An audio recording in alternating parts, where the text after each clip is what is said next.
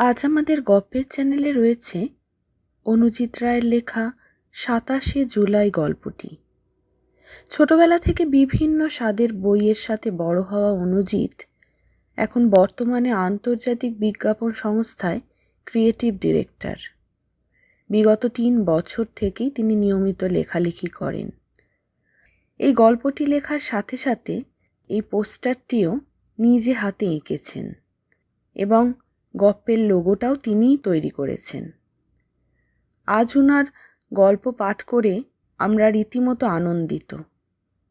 তাহলে শুরু হোক আজকে অনুজিৎ রায়ের লেখা ২৭শে জুলাই গল্পটি। প্রাচীন বাড়িটার চারপাশে বেশ কিছুক্ষণ ঘোরাঘুরি করে মনস্থির করে ফেলে রায়হান যে আজ ও বাড়িটাতে ঢুকবে। গত ৩ দিন ধরে ক্রমাগত বাড়িটাকে ও নজরবন্দি করে রেখেছে। কিছু খুঁটিনাটি খবরও জোগাড় করেছে, কিন্তু অনেক চেষ্টা করেও বাড়িটাতে কেউ থাকে কি না তার হদিশ করতে পারেনি। উল্টো দিকের পার্কে যে বুড়ো চাওয়ালা সকালে বসেছিল তার কাছ থেকে ও এতটাই জেনেছে যে জমিদারি উচ্ছেদের পর থেকে এখানে আর কেউ থাকে বলে সে জানে না।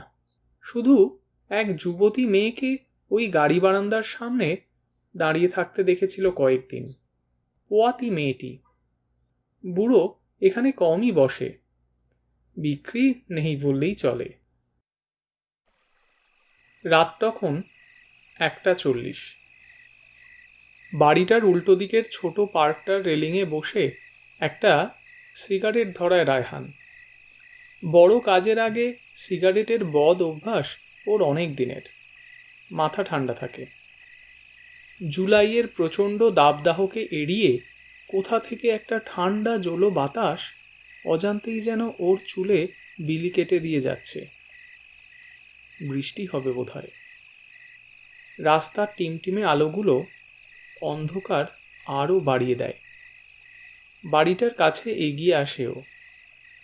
অসংখ্য নক্ষত্রের আলোয় প্রাগৈতিহাসিক কোনো দানবের লাশের মতো দেখাচ্ছে বাড়িটাকে। ওহ, আল্লাহর দয়ায় বাড়িটা থেকে যদি ভালো কিছু হাত করা যায় তো মাসখানেকের জন্য নিশ্চিন্তি। গুটিকে একটা লাল কলার দেবে বলে অনেক দিনের ইচ্ছে ওর। গুটি নেড়ি হলেও কোনো জাত কুকুরের থেকে কম নয়। ওর সব কথা বোঝে। গত বছর শীতকালের এক সকালে গুটির সাথে প্রথম দেখা রায়হানের। ওর একচলার ঘরের দরজার বাইরে গুটিসুটি মেরে পড়েছিল। নিষ্পাপ চোখ দুটোকে এড়িয়ে যেতে পারেনি ও। কোলে করে তুলে বাড়ির ভেতরে নিয়ে এসেছিল। আর তারপর থেকেই গুটিই হলো ওর একমাত্র পরিবার, এই বেইমান দুনিয়ায় একমাত্র বন্ধু। শেষ হয়ে যাওয়া সিগারেটের টুকরোটা ক্যারামের ঘুঁটির মতো ছুঁড়ে ফেলে উঠে পড়ে রায়হান। বাড়িটাতে ঢোকার একটা রাস্তা আগে থেকেই ঠিক করে রেখেছে ও। ডান দিকের পাঁচিলের পাশ দিয়ে একটা সরু গলি সোজা চলে গেছে মঙ্গলবাজারের দিকে। তার মুখেই টিন দিয়ে বাঁধানো ঘুপচিপ্ত একটা আবর্জনা ফেলার জায়গা আছে। পাশেই মরচে ধরা আবর্জনার গাড়িটা রাখা গলিটার ঠিক অর্ধেকটা জুড়ে। বহু বছর ব্যবহার হয়নি গাড়িটা। চারপাশটা একবার ভালো করে দেখে নিল। ধু ধু করছে রাস্তা। আলহামদুলিল্লাহ, এক লাফে আবর্জনার গাড়িটার ওপর উঠে পড়ল। বাড়িটার পাঁচিলে বেশ হাত পৌঁছে গেল। চাগার দিয়ে প্রথমে শরীরের ওপরের অংশটা ওপরে উঠল, আর তারপর পাঁচিলে পা না ঠেকিয়েই হাতের ওপর ভর দিয়ে বাড়ির কম্পাউন্ডের ভিতর লাফিয়ে পড়ল। পুরো ঘটনাটা ঘটতে লাগলো কয়েক সেকেন্ড। বাগান বলতে আর কিছুই নেই। চারিদিকে আগাছার জঙ্গলে ভরা। একটা বুনো ঝোপের আড়ালে কিছুক্ষণ উবু হয়ে বসে রইল ও। ভিজে মাটি আর পাতা পচা গন্ধ আসছে নাকে। মনটা যেন ভালো হয়ে গেল ওর। এসব কাজের সাথে যুক্ত বলেই বোধহয় ওর ষষ্ঠ ইন্দ্রিয় বেশ প্রখর। গন্ধ শুঁকে বিপদ আপদের আভাস পেয়ে যায় ও। আজ কোনো বিপদের গন্ধ নেই। আরও কিছুক্ষণ বসে রইল ও। গুড়ি মেরে গাড়ি বারান্দার ডান পাশের জানলাটার দিকে এগিয়ে গেল রায়হান। বিশাল জানালা, তবে অন্ধকার হলেও নীলচে সবুজ রংটা বেশ বোঝা যাচ্ছে। হাত লাগিয়ে দেখে নেওয়া যাক কতটা মেহনত করতে হবে জানলার পাল্লাটা খুলতে। ওহ আল্লাহ, কি ভাগ্য! জানলাটা ভেজানোই আছে, ভিতর থেকে কেউ বন্ধ করে রাখেনি। প্রাচীন গরাদবিহীন জানালা। যতটুকু সম্ভব শব্দ না করে নিচের পাল্লাটা খুলে ফেলল ও।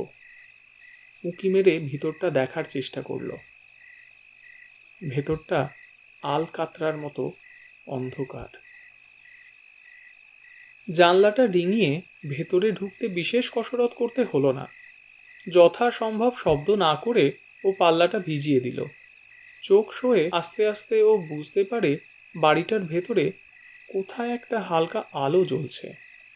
অন্ধকারের ওপর মরা আলোর প্রলেপ। দেখা যায় না, অনুভব করা যায়।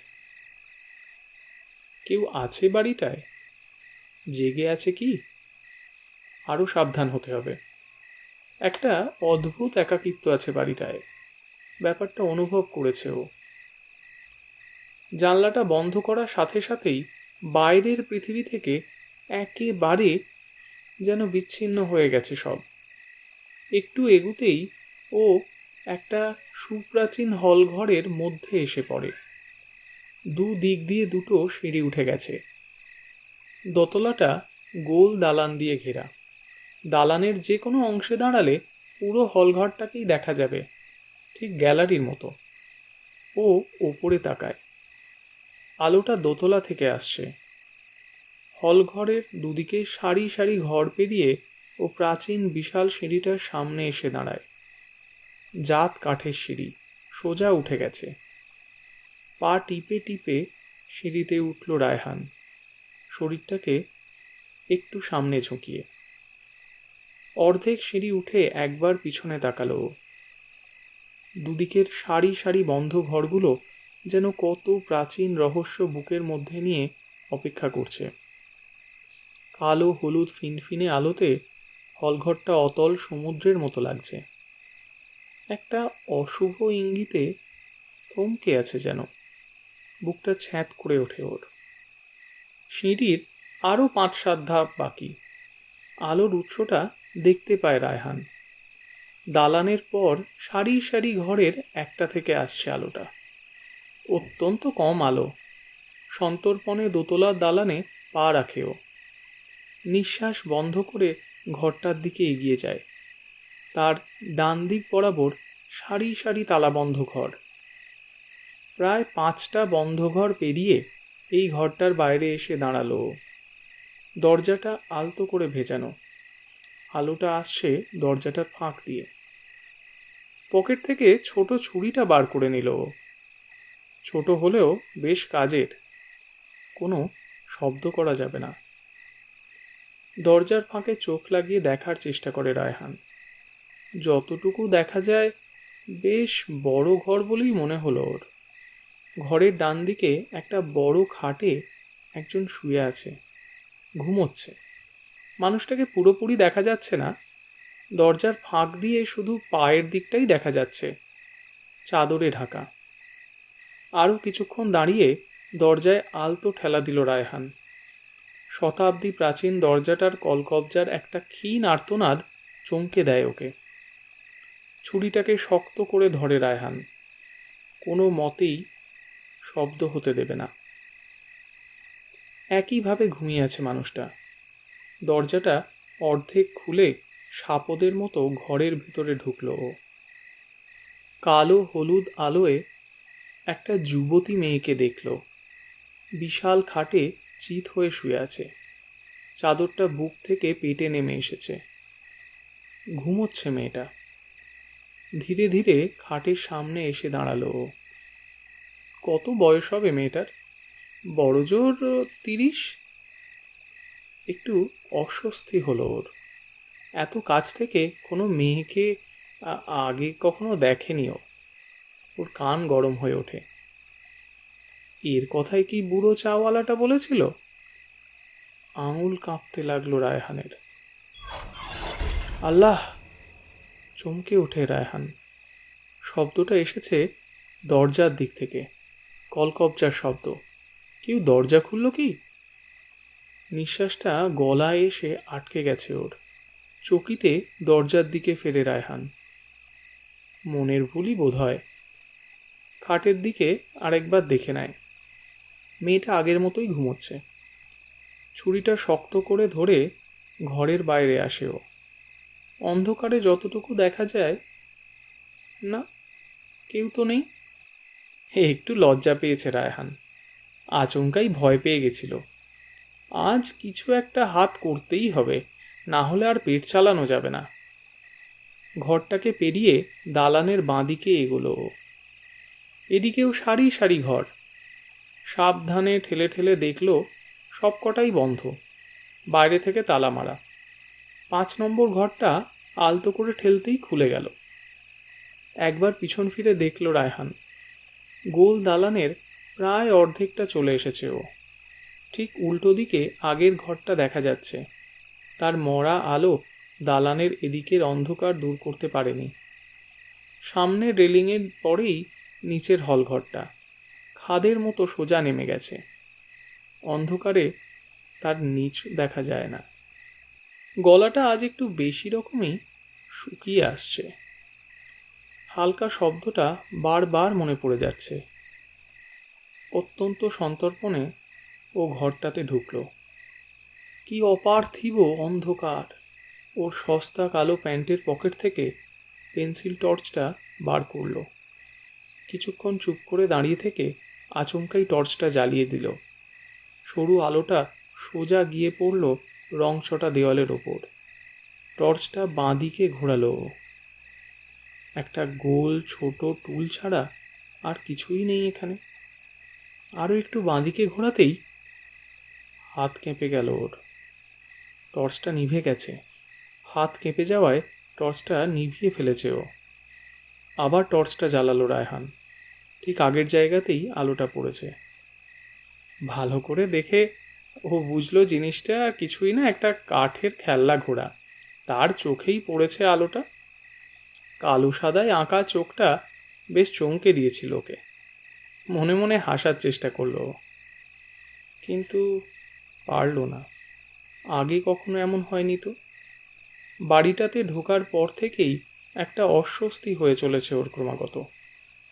অশুভ ইঙ্গিতটা রায়হান ঠিক ধরতে পারল না। টর্চটা এবার ডান দিকে ঘোরালো। এই তো একটা বুকশেলফ, তার উপরে রাখা জিনিসটাকে, হ্যাঁ, ঘড়ি বলেই তো মনে হচ্ছে। এগিয়ে গেল রায়হান। হ্যাঁ, ঘড়িই বটে। ধুলোতে সাদা হয়ে গেছে। কত বছর যে ধুলো খাচ্ছে তা আল্লাহই জানে। ডান হাত থেকে ছুরিটা দাঁতের ফাঁকে ধরে ঘড়িটা তুলে নিল ও। আঙুলের ফাঁকে টর্চটা চালান করে বাঁ হাত দিয়ে ঘড়ির কাছ থেকে মোটা ধুলোর আস্তরণ ঝেড়ে ফেলল। এরকম ঘড়ি আগে কখনো ও দেখেনি। একেবারে অ্যান্টিক ঘড়ি। আহ, ভালো দাম পাওয়া যাবে। টর্চটা আরও একটু ডান দিকে ঘোরাতেই কিছু একটা চকচক করে উঠল। ভালো করে দেখে বুঝল একটা ছবির ফ্রেম, বুকশেলফের ওপর উল্টো করে শোয়ানো। ধুলোর আস্তরণ ভেদ করে সোনালি ফ্রেমের কিছু অংশ দেখা যাচ্ছে, আর তাতেই আলো পড়ে চকচক করে উঠেছে। কৌতূহলবশত ও ছবির ফ্রেমটা তুলে নিল। কাঁচটা ধুলোয় এক্কেবারে ঘোলাটে হয়ে আছে। অদ্ভুত একটা কৌতূহল চেপে বসেছে ওর মাথায়। সেই একইভাবে ছুরিটা দাঁতে চেপে ধরে ডান হাত দিয়ে কাঁচটা পরিষ্কার করতেই একটা ফ্যামিলি ফটো বেরিয়ে এলো। না, ফ্যামিলি নয়, এক মহিলার কোলে একটা বাচ্চা মেয়ে। বাচ্চাটার মুখ দেখা যাচ্ছে না, মুখের অংশটা ঘোলাটে হয়ে গেছে। মা আর মেয়ে বলেই তো মনে হচ্ছে। মহিলাটির মুখটা কেমন যেন চেনা চেনা লাগলো ওর। ছবিটা ভালো করে দেখার জন্য বাঁ হাতের আঙুলের ফাঁক থেকে টর্চটা বার করে কাঁচের ওপর ফেলার সাথে সাথেই একটা যান্ত্রিক শব্দে চমকে উঠল।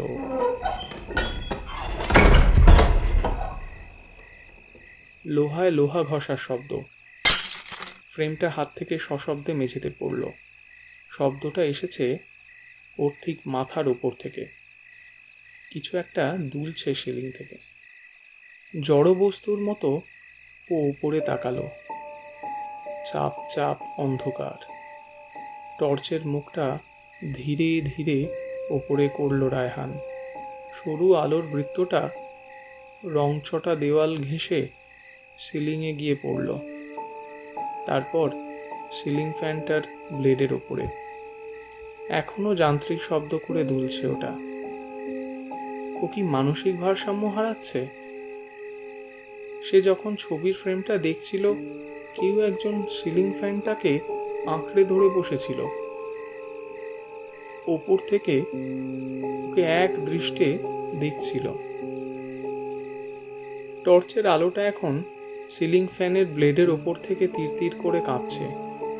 ওখানে এতক্ষণ যে বসেছিল, সে সে এখনো এখানেই আছে। এই ঘরেই সে আছে। ওর শ্বাসকষ্ট শুরু হলো। পাথরের মতো দাঁড়িয়ে রইল ও। ছুরিটা দাঁতের ফাঁক থেকে খসে মেঝেতে পড়ে গেছে। এবারে দরজার দিক থেকে শব্দটা এলো। কাঠের ওপর নখ দিয়ে আঁচকানোর শব্দ। চকিতে দরজার দিকে তাকালো ও। না, কেউ নেই। কেউ তো নেই ওখানে। হঠাৎ বমি পেল ওর। ওর বোধ সম্পূর্ণ হারিয়ে ফেলছে।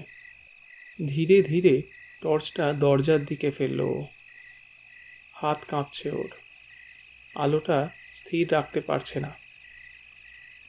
দেওয়ালের বাইরে থেকে শব্দটা এলো এবার। পাগলের মতো দেওয়ালে আঁচড়াচ্ছে কেউ। নেশাগ্রস্তের মতো দরজার দিকে এগিয়ে গেল রায়হান। দেওয়ালে নিচের দিক থেকে আসছে শব্দটা। রায়হান দরজার কাছে পৌঁছতেই শব্দটা থেমে গেল। ঘরের ভেতর থেকে অল্প মাথা বার করে ডান দিকে তাকালো। না, কেউ নেই। ঘর থেকে বাইরে এলো। চারিদিকে অশুভ অন্ধকার ওত পেতে আছে যেন। উল্টো দিকে আগের ঘরটা দেখা যাচ্ছে। মরা হলুদ আলোটা দরজার ফাঁক দিয়ে দেখা যাচ্ছে এখনো। পাগলের মতো চারিদিকে টর্চ ফেলতে লাগলো।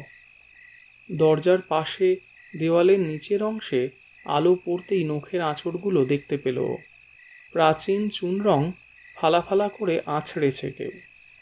আলোটা দালানের মেঝেতে পড়তেই এবার দাগগুলো দেখতে পেল রায়হান।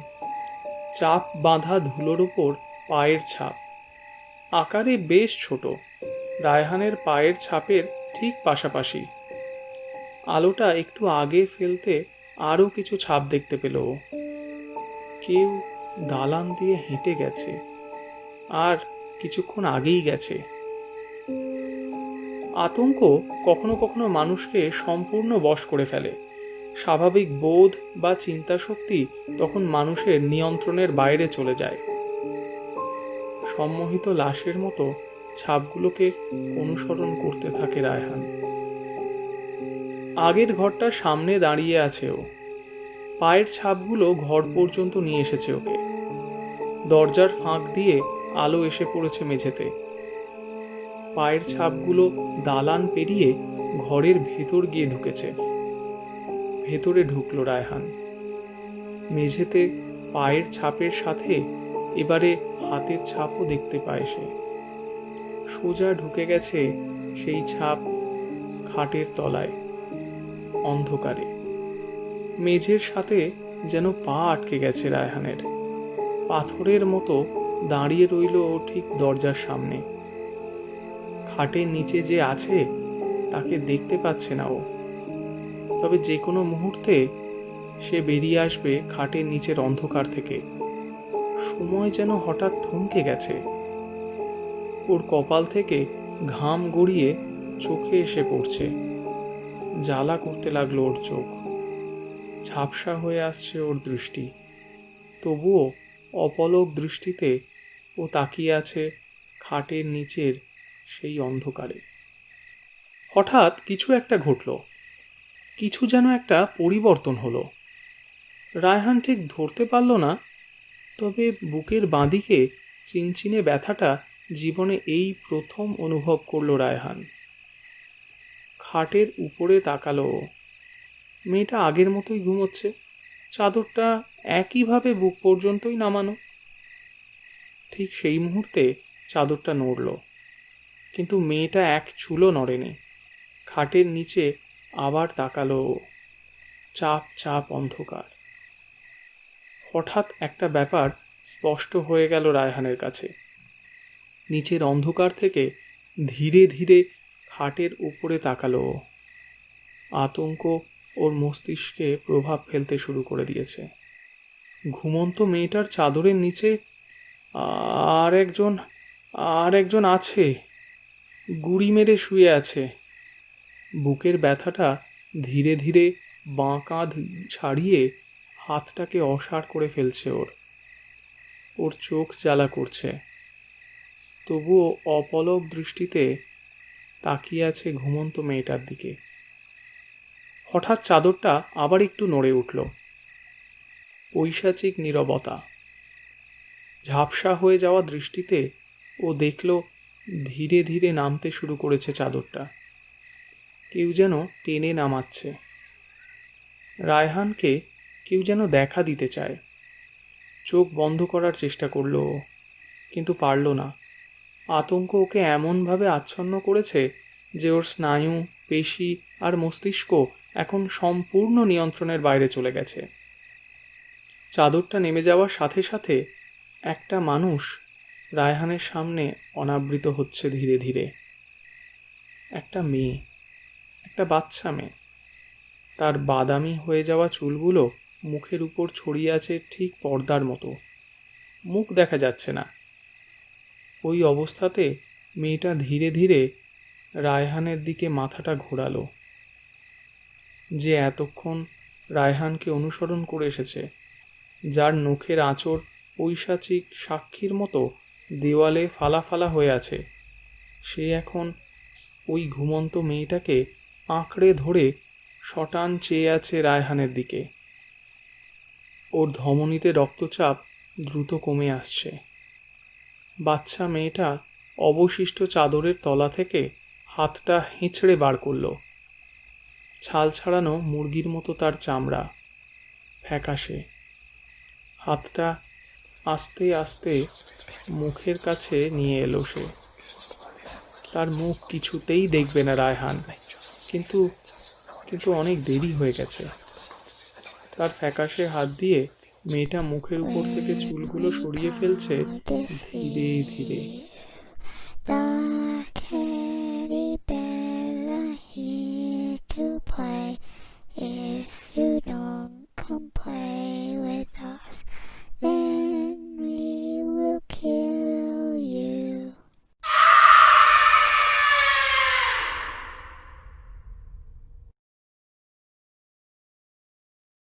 পরদিন সকালে গুটিকে রায়হানের একচালার ঘরের বাইরে মৃত অবস্থায় পড়ে থাকতে দেখা যায়। এখানেই আমাদের গল্প আজ শেষ হলো। গল্প পাঠে ভিক্টর। যদি গল্পটি আপনাদের ভালো লেগে থাকে তাহলে অতি অবশ্যই আপনাদের প্রিয়জনের সাথে গল্পটি শেয়ার করুন, আর চ্যানেলটি সাবস্ক্রাইব করতে ভুলবেন না। জানবেন এই পুরো প্রয়াস কিন্তু কেবলমাত্র আপনাদেরই জন্য। নমস্কার।